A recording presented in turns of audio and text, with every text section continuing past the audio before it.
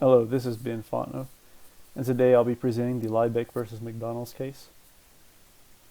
We'll start off with a quick overview of McDonald's. McDonald's was started in San Bernardino, California by two brothers by the name of Dick and Mac McDonald. The brothers started the fast food the fast food restaurant at the time with a limited menu of burgers, fries, and beverages for efficiency and quick service.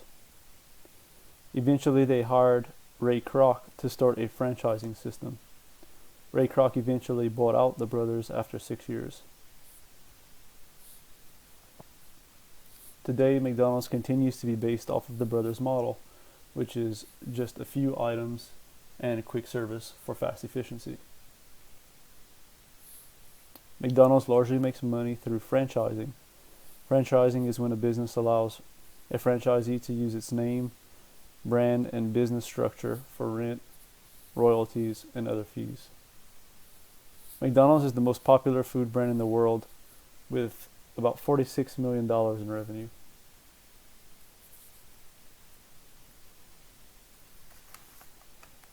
So now we go on to the case facts.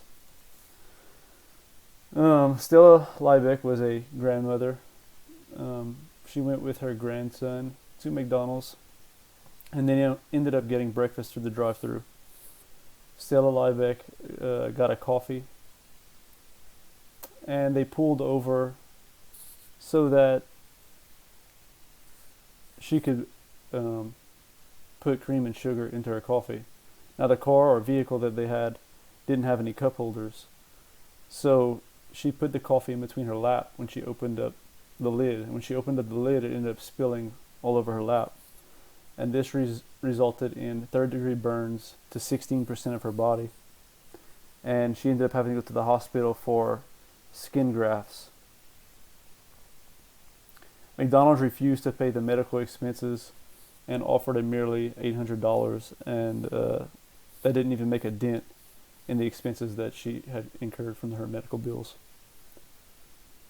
McDonald's coffee is also served much hotter than other restaurants, and they don't have any warning labels on their coffee cups or anywhere for that matter. So, Stella Liebeck sues McDonald's and claims that McDonald's is negligent in how they in what they do with their coffee. So when somebody sues somebody to determine whether or not they were negligent, they have to answer the question: was a breach of duty? Was there a breach of duty that caused harm? And this doesn't matter whether the person intended to cause that harm or not. Like in this example, McDonald's didn't intend to hurt Miss Liebeck, but perhaps their coffee could have been too hot. And the fact that they don't have any warning labels could be a little bit negligent of a business to do. So the four legs for negligence is, were they acting with reasonable care? Would it have happened if the defendant had not acted in that manner? So if McDonald's maybe didn't put their coffee quite as hot, would she have gotten third-degree burns and had to have skin grafts, for example? Was there harm that actually occurred? Obviously, in this case, there was third-degree burns, and then we have to figure out: was McDonald's totally at fault? Was she somewhat at fault? Or what's going on there with the case?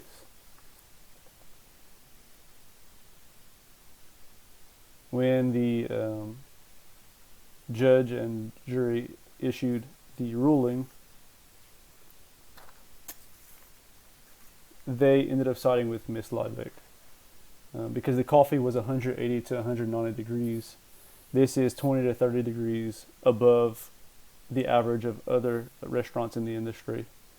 And as you can see from the graphic I have right here, 2 seconds of exposure to 148 degree Fahrenheit liquid causes burns serious enough to require surgery.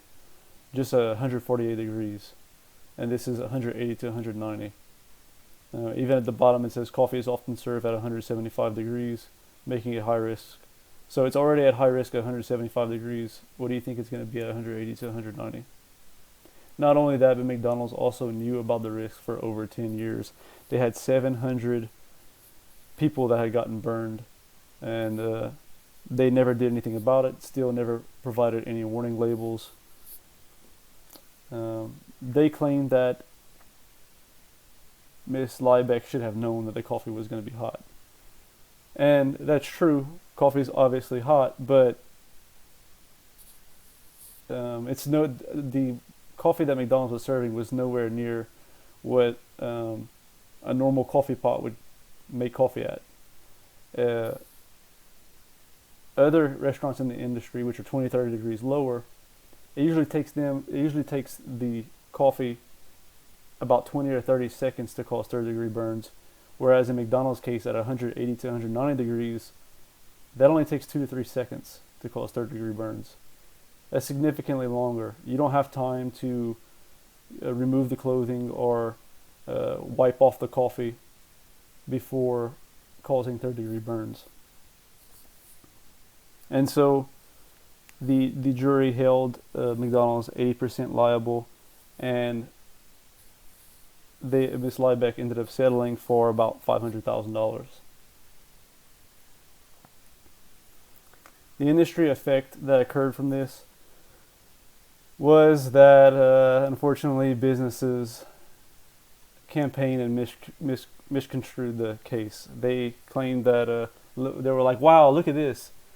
This lady got burned by coffee, sued McDonald's, and made a bunch of money, but they never mentioned the fact that McDonald's knew about their coffee burning other people and not putting warnings, and really just being negligent in general with the temperature of their coffee.